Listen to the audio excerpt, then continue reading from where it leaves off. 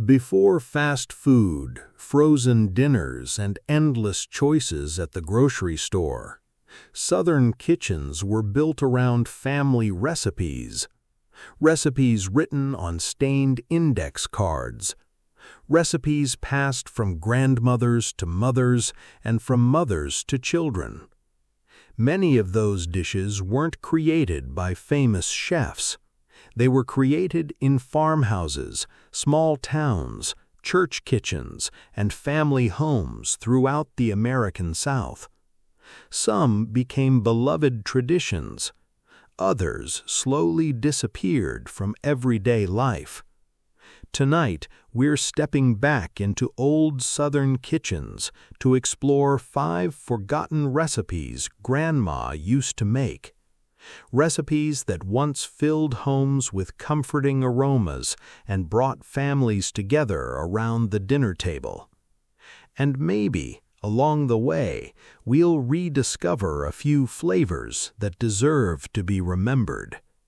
And few Southern recipes were once more common than a dish so unusual that many younger Americans have never even seen it on a dinner table. Few Southern recipes bring back memories of Grandma's kitchen quite like salmon croquettes. For much of the 20th century, this humble dish appeared on breakfast tables, supper plates, and Sunday family gatherings throughout the American South. Today, however, many younger Americans have never tasted them. Some have never even heard of them. Yet for generations, salmon croquettes were one of the most common meals a Southern grandmother could prepare. The story begins with practicality. Throughout the late 19th and early 20th centuries, fresh seafood was not always available to inland families. Many Southern communities lived far from the coast. Transportation was slower, refrigeration was limited, and fresh fish often spoiled before it could reach local stores. Then came canned salmon. For many households, canned salmon was a small miracle. It was affordable, it lasted for months on pantry shelves, and it provided valuable protein at a time when many families carefully watched every dollar.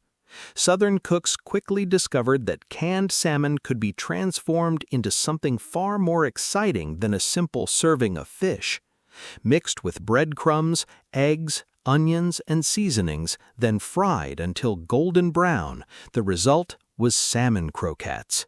Crispy on the outside, tender on the inside, and full of flavor. The dish became especially popular during the Great Depression and the years that followed. Families needed meals that could stretch a budget while still feeling satisfying. Salmon croquettes did exactly that. A single can of salmon could help feed an entire family. For many Southern children, the smell became part of everyday life. A cast-iron skillet warming on the stove, onions sizzling gently, golden croquettes frying in hot oil while biscuits baked nearby. The aroma filled the house and signaled that supper would soon be ready. Every grandmother seemed to have her own version. Some added bell peppers, others used cornmeal instead of breadcrumbs. Some served the croquettes with grits, others preferred mashed potatoes or buttered vegetables. There was no single correct recipe, only family traditions. Like many Southern dishes, salmon croquettes reflected the values of the people who made them. Waste nothing, use what you have, feed everyone at the table, and make simple ingredients taste extraordinary. The recipe also became closely tied to family memories. Many adults who grew up in the South still remember watching their grandmothers shape the patties by hand. No measuring cups, no written instructions, just experience passed from one generation to the next. Today, salmon croquettes are far less common than they once were. Modern grocery stores offer endless alternatives. Fast food is everywhere, and many traditional recipes have quietly faded from everyday life. Yet among those who remember them, salmon croquettes remain a symbol of home, a reminder of family kitchens, cast iron skillets, and meals prepared with care. To recreate traditional Southern salmon croquettes today, you would need canned salmon, breadcrumbs, an egg, onion, black pepper, salt, and vegetable oil. First, drain the salmon and remove any large bones if desired. Combine it with breadcrumbs, egg, onion, and seasonings. Mix thoroughly before shaping the mixture into small patties. Heat oil in a skillet and fry the croquettes until golden brown on both sides. Serve hot with biscuits, grits, vegetables, or your favorite Southern side dishes. Simple, affordable, comforting. A forgotten Southern classic that once appeared on countless family tables across the region. And maybe that's why salmon croquettes still hold such a special place in Southern food history. Because every crispy bite carries memories of grandmothers who knew how to turn the simplest pantry ingredients into something unforgettable. But while salmon croquettes helped Southern families create hearty meals from simple pantry staples, another recipe became famous because it combined two ingredients that most people would never imagine putting together. Few Southern recipes surprise modern Americans more than pineapple cheese casserole. The first time most people hear the name, they assume they misunderstood it. Pineapple and cheese together? It sounds like one of those strange combinations that should never work. And yet, for generations throughout the American South, pineapple cheese casserole was considered a beloved holiday tradition. It appeared at Easter dinners, Thanksgiving gatherings, Christmas celebrations, church potlucks, family reunions, and countless Sunday suppers. To understand the recipe, it helps to understand Southern cooking itself. Southern kitchens have always been shaped by a unique blend of influences: European traditions, African American culinary innovations, farm cooking, church gatherings, and a willingness to experiment with sweet and savory flavors. Many Southern dishes ignore the modern rules that separate desserts from side dishes. A recipe could be sweet, salty, rich, and comforting all at the same time. Pineapple cheese casserole became one of the best examples of that philosophy. The dish likely gained popularity during the mid-20th century when canned pineapple became widely available throughout the United States. For many homemakers, canned fruit offered convenience and consistency. No matter the season, pineapple could be sitting on the pantry shelf waiting to be transformed into something special. Southern cooks began pairing the fruit with sharp cheddar cheese. At first glance, the combination seemed unusual, but the sweet acidity of the pineapple balanced surprisingly well with the rich, salty flavor of the cheese. The result was far more harmonious than many people expected. Soon, the recipe became a staple at holiday meals across much of the South. The smell itself became familiar: butter melting into cracker crumbs, pineapple warming gently in baking dishes, cheddar cheese bubbling and turning golden in the oven, the aroma drifting through the house while relatives arrived carrying covered dishes and desserts. For many families, the casserole became inseparable from celebrations. Children who once questioned the recipe often found themselves returning for second helpings. Grandmothers proudly served their own versions year after year, and family cookbooks frequently included handwritten variations passed down through generations. Like many Southern classics, pineapple cheese casserole reflected a deeper truth about regional cooking. The goal wasn't sophistication. The goal was bringing people together. Recipes survived because families loved them, not because they followed culinary trends. Today, the casserole remains something of a mystery to outsiders. Some people still react with disbelief when they hear the ingredients. Others discover it for the first time and immediately understand why it endured for decades. To recreate traditional Southern pineapple cheese casserole today, you would need pineapple chunks, sharp cheddar cheese, butter, flour, and buttery crackers. First, combine the pineapple, sugar, flour, and shredded cheese in a baking dish. Crush the crackers and mix them with melted butter. Spread the buttery crumb topping across the casserole. Bake until golden brown and bubbling. Serve warm alongside ham, turkey, or other holiday favorites. Sweet, savory, unexpected. A forgotten Southern classic that continues to surprise people long after the first bite. And maybe that's why pineapple cheese casserole remains so memorable today. Because sometimes the recipes that sound the strangest become the traditions people cherish the most. But while pineapple cheese casserole surprised guests with its unusual combination of flavors, another Southern favorite became famous because making it successfully required perfect weather, perfect timing, and a little bit of luck. Few Southern sweets carry as much nostalgia as Divinity Candy.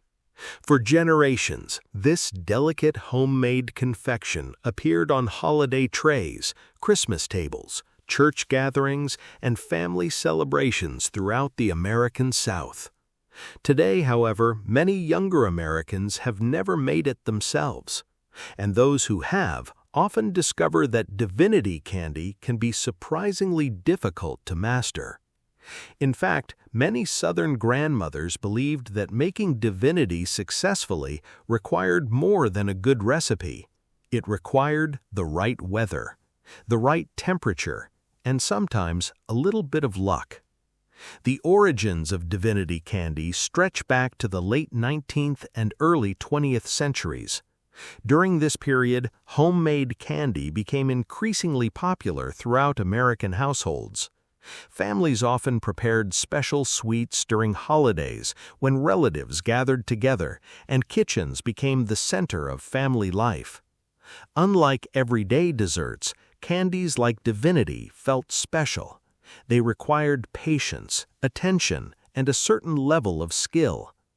The candy itself was simple in theory: egg whites, sugar, corn syrup, vanilla, sometimes pecans. Yet transforming those ingredients into the light, cloud-like confection people loved was another matter entirely. Humidity quickly became the enemy. Southern cooks learned that damp weather could prevent the candy from setting properly. A rainy day might ruin an entire batch. As a result, many grandmothers paid close attention to the forecast before beginning. Some refused to make Divinity unless the air felt dry enough. Others claimed they could tell simply by stepping outside. Whether those beliefs were entirely scientific or not, they became part of the tradition. Stories about failed batches passed through generations alongside stories about perfect ones. For many Southern families, making Divinity became a holiday ritual. Children gathered around kitchen tables, mixing bowls filled with glossy white meringue. Candy thermometers hovered over simmering syrup. Grandmothers carefully monitored every step. The smell itself became part of Christmas memories. Vanilla drifting through the house, sugar syrup bubbling gently on the stove, fresh pecans waiting to be folded into the finished candy. The result looked almost magical: small white swirls that resembled clouds, light, airy, sweet, and unlike anything found in most modern candy aisles. Divinity Candy also reflected something important about Southern cooking. Many recipes were not simply about food, they were about family traditions, knowledge passed from one generation to the next. Techniques that could not always be learned from written instructions alone. A grandmother might explain exactly how the candy should look, how it should feel, when it was ready. Lessons developed through years of experience. Today, Divinity Candy has become less common. Store-bought desserts dominate many holiday tables. Busy schedules leave less time for labor-intensive recipes. Yet countless families still prepare it every year, not because it is easy, but because traditions matter. To recreate traditional Southern Divinity Candy today, you would need sugar, corn syrup, water, egg whites, vanilla extract, and chopped pecans, optional. First, cook the sugar, corn syrup, and water until the syrup reaches the proper temperature. Meanwhile, beat the egg whites until stiff peaks form. Slowly pour the hot syrup into the egg whites while continuing to mix. Add vanilla and pecans before beating until the mixture thickens and begins to hold its shape. Drop spoonfuls onto wax paper and allow them to cool completely. Sweet, light, delicate. A beloved Southern holiday tradition that once filled kitchens with excitement every Christmas season. And maybe that's why Divinity Candy remains so special today. Because every batch carries memories of family gatherings, holiday traditions, and grandmothers who knew that sometimes the best recipes required a little patience. But while Divinity Candy required careful timing and perfect conditions, another Southern dessert became famous because nearly every family seemed to have its own secret recipe, passed down through generations and guarded with pride. Few Southern desserts feel more connected to family traditions than Kentucky jam cake. Unlike recipes created in commercial bakeries or restaurant kitchens, jam cake was born in the homes of ordinary families. For generations throughout Kentucky and parts of Appalachia, it appeared at Christmas gatherings, weddings, birthdays, church socials, and family reunions. And perhaps more importantly, no two jam cakes were ever exactly the same. That was part of its charm. Every family seemed to have its own version, its own secret ingredient, its own method passed down from grandmother to granddaughter, its own story. The origins of Kentucky jam cake can be traced to a time when families relied heavily on homemade preserves. Long before supermarkets offered endless choices of jams and jellies, Southern families preserved fruit from their gardens and orchards: blackberry jam, strawberry preserves, raspberry jam, apple butter. Nothing went to waste. Throughout the year, jars lined pantry shelves waiting to be used, and eventually, creative bakers discovered that jam could become much more than a spread for biscuits. It could become the heart of a cake. The result was something uniquely Southern, a moist spice cake filled with fruit preserves and often covered with caramel icing. The jam added sweetness, moisture, and flavor while helping the cake remain fresh for days. That practical advantage mattered in an era when desserts were often prepared well in advance of gatherings. For many families, jam cake became closely associated with the holiday season. The smell itself became part of Christmas memories: cinnamon, nutmeg, cloves. Freshly baked cake cooling on kitchen counters, caramel icing simmering slowly on the stove, relatives arriving from neighboring towns and mountain communities, children peeking into kitchens hoping to taste a small piece before dinner. The cake reflected many of the values found throughout Southern cooking: resourcefulness, family tradition, and making something extraordinary from ingredients already available at home. Unlike many modern desserts, Kentucky jam cake rarely followed a single standardized recipe. One grandmother used blackberry preserves, another preferred strawberry jam, some included walnuts or pecans, others added raisins. Each variation became part of family identity, And because many recipes were passed down orally, every generation introduced small changes of its own. That made the cake more than a dessert. It became a living family tradition. Today, Kentucky jam cake is far less common than it once was. Many younger Americans have never tasted it. Yet throughout parts of Kentucky and Appalachia, families continue baking it for special occasions. Not simply because it tastes good, but because it connects them to earlier generations. To recreate traditional Kentucky jam cake today, you would need, for the cake, flour, sugar, butter, eggs, blackberry or strawberry jam, cinnamon, nutmeg, cloves, buttermilk, and baking soda. For the icing, brown sugar, butter, milk. First, prepare the cake batter by combining the dry ingredients with butter, eggs, and jam.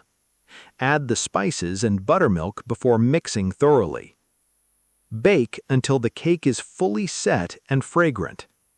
Meanwhile, prepare the caramel icing by slowly cooking butter, sugar, and milk until smooth.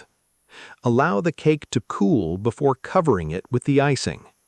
Serve in generous slices with coffee or tea. Sweet, spiced, nostalgic. A Southern classic that transformed homemade preserves into one of the region's most beloved family desserts. And maybe that's why Kentucky jam cake still holds such a special place in Southern kitchens. Because every slice carries the flavors of family traditions, holiday gatherings, and recipes lovingly passed down through generations. But while Kentucky jam cake became a treasured dessert for holidays and family celebrations, one final recipe earned its reputation by feeding entire communities during church gatherings, fundraisers, and long Southern evenings spent together. Few Southern recipes are as deeply connected with community life as Chicken Mull. Unlike many dishes that were prepared for individual families, Chicken Mull was often made for entire towns. Large gatherings, church fundraisers, community celebrations, school events, political rallies. For generations across parts of Georgia, North Carolina, and South Carolina, few foods brought people together quite like a steaming bowl of chicken mull. Today, however, many Americans have never heard of it. Even throughout the South, the recipe has become increasingly rare. Yet for those who remember it, chicken mull remains one of the most comforting foods ever served at a community gathering. The origins of the dish stretch back to rural Southern communities where cooperation was often essential. Neighbors depended on one another. Families shared resources. Churches served as the center of community life. And fundraising meals helped support schools, churches, and local organizations. Chicken mull became ideal for these events because it could feed hundreds of people at once. Large cast-iron kettles were placed over outdoor fires. Volunteers arrived early in the morning.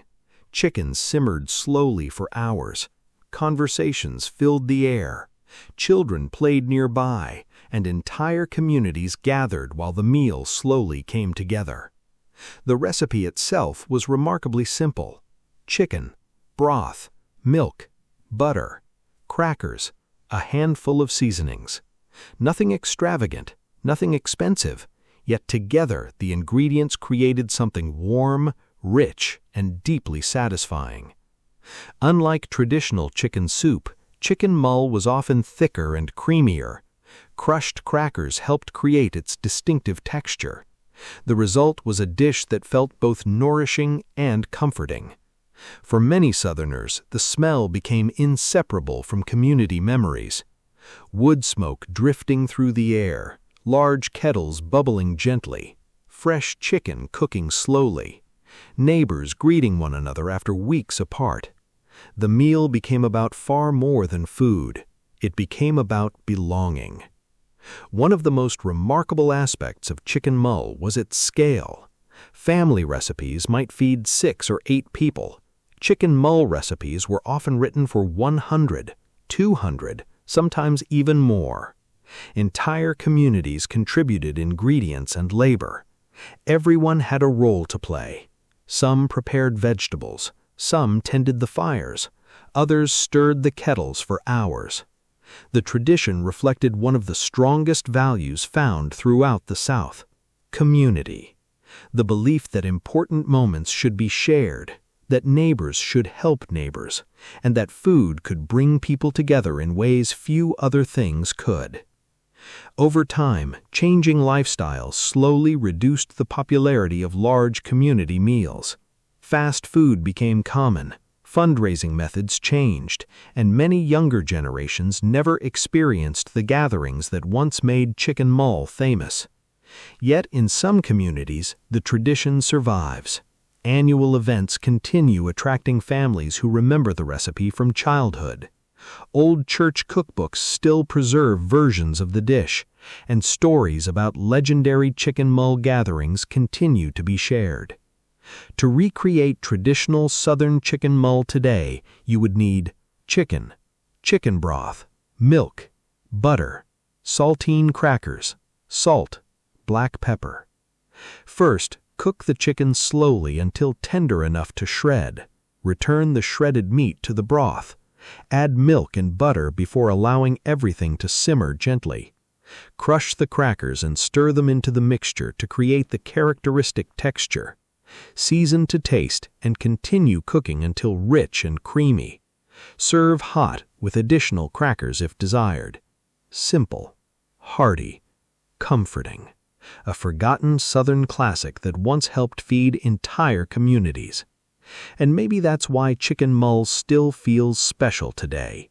Because every bowl tells a story not just about food, but about neighbors, friendships, church gatherings, and traditions that helped hold Southern communities together for generations. Many of these Southern recipes were never meant to become famous. They weren't created by celebrity chefs. They weren't designed for restaurants, and they certainly weren't made for social media. They were created in family kitchens, written on recipe cards, shared at church gatherings, prepared for holidays, and passed down from one generation to the next. Salmon croquettes, pineapple cheese casserole, Divinity Candy, Kentucky jam cake, Chicken Mull. Simple recipes made from everyday ingredients. Yet together, they tell the story of Southern grandmothers who knew how to transform ordinary food into something memorable. A story of family traditions, community gatherings, holiday celebrations, and meals shared around tables filled with laughter and conversation. And maybe that's why these forgotten Southern recipes still matter today. Because behind every recipe is a memory, a family, a tradition, and a reminder that some of the most meaningful foods are the ones made with care and shared with the people we love. Thank you for joining me on this journey through forgotten Southern recipes Grandma used to make. And until next time, take care, stay curious, and keep exploring the stories hidden inside the foods of the past.